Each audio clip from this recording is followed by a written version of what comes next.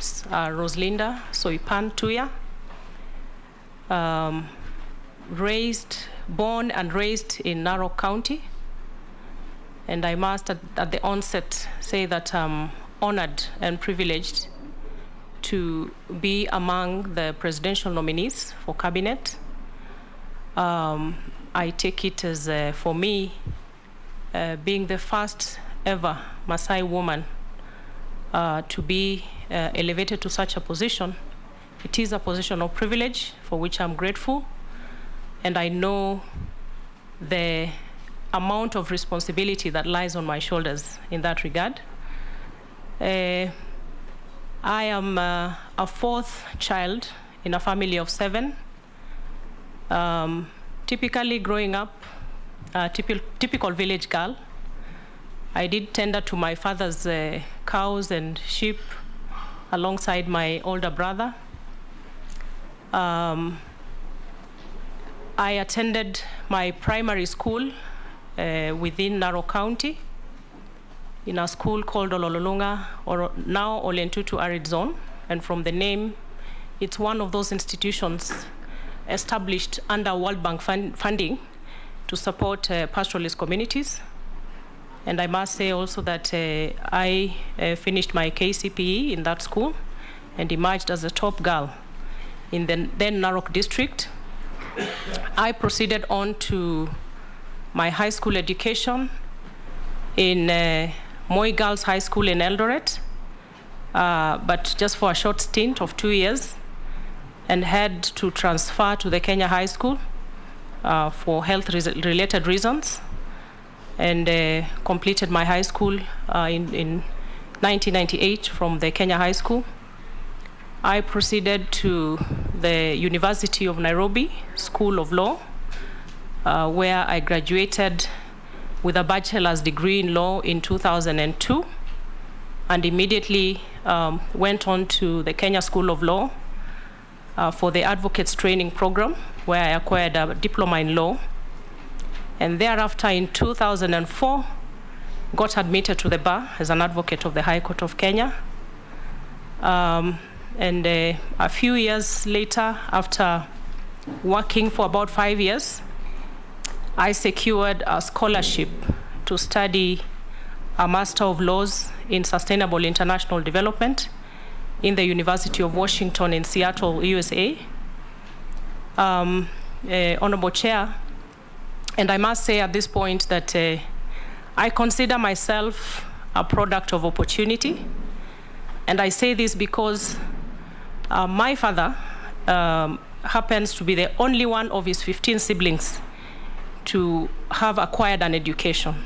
And the story is long, but even his having to go to school was by chance. And in that regard, then there followed a series of opportunities for my siblings and I, including a few of close family members. But the reason I emphasize this is because I have hundreds of cousins and close family members who have not had an opportunity like I did, just because my father had a chance to go to school. And that has been a driving force for me, because having started off as the village girl that I spoke about, up to a point where I had an opportunity to study abroad on a scholarship, the only difference for me and countless other young girls, and particularly from my community, is opportunity.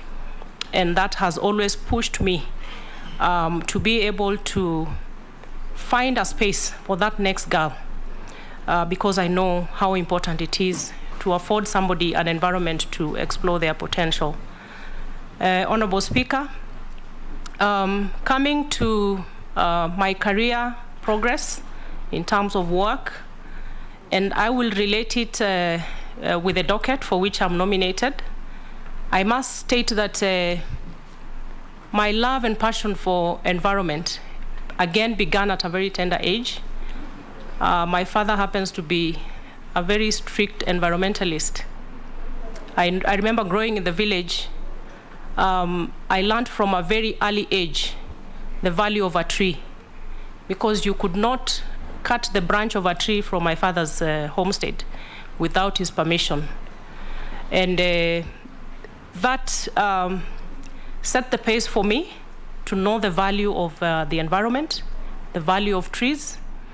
And my nomination comes at a time when I think Kenyans and the citizens of the world, we need to embrace environmental ethics if we are to save ourselves.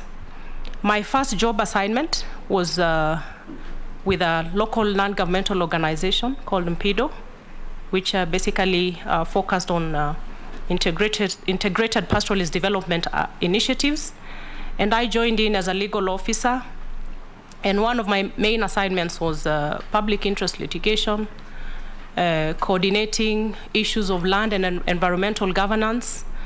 And one of the cases that I got involved in at that early stage of my work was offering technical support and mobilizing resources to support the famous case of the Ilchamos community, centering around the effects of the prosopis plant, that invasive plant that has become a menace, not just for that community, but many other communities in this country. And I think with that early engagement, and it is coincidentally, at this point, it is an issue that we must confront as a country.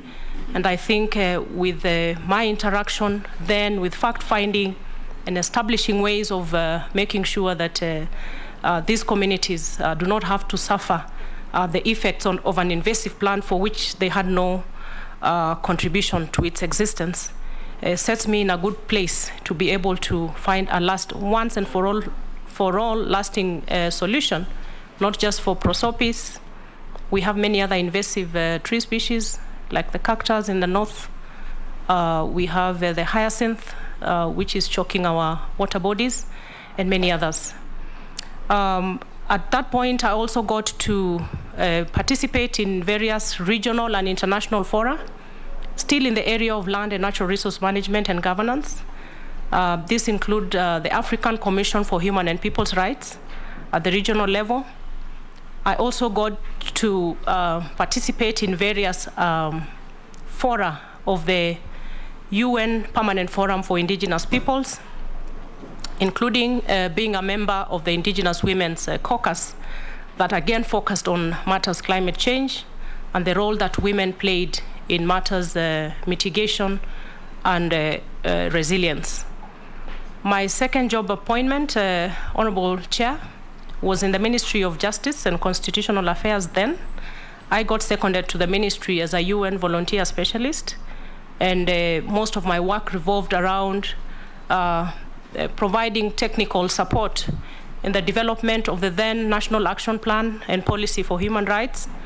I also got to engage in developing policy briefs focusing on Kenya's obligations arising from regional and international human rights instruments. And after that, I joined the Kituo cha Sheria. It's an access to justice organization. I joined in as a legal aid coordinator and then again served on a very brief stint as the acting executive director. Most of my work again centered on public interest litigation, supporting indigent Kenyans, and notable cases that we dealt with which relate to the docket for which I'm nominated. I dealt with a case in the Tana Delta ecosystem, focusing on the environmental impact of government projects in very fragile ecosystems. Another one was a matter concerning rampant cancer cases in Marsabit County, largely attributed to oil exploration initiatives in that region. And what we were looking at and prosecuting on behalf of the communities as an interested party, Kituo cha Sheria, was to make sure that we insisted on the sustainability of any initiatives that would be established within community lands.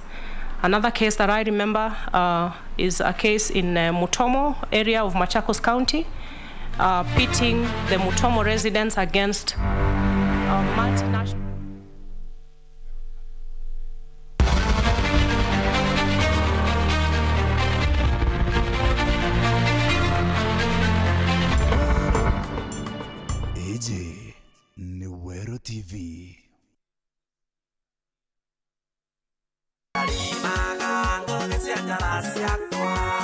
mugeni na ntangurutano wa muthenya imo biashara kuandika rugono rwake na gutiru ruthoma wa rutandiketwe na nonto nyanya kunyanyani hata wanatuthonkume itukurikithio nyanya bwetu na njira ya kuriungira ngugeni yaku nyuma ya kanyakine mitungo mwiteria makutano na rare ndikagita karoire kuria gikundi na kwirumira munya wa tuthonkume mashinani TUYA juma ino tariki 21 mweri uyu wa Oktoba akariba kithoka rwarera tutua wakome nchoro iboro monyone na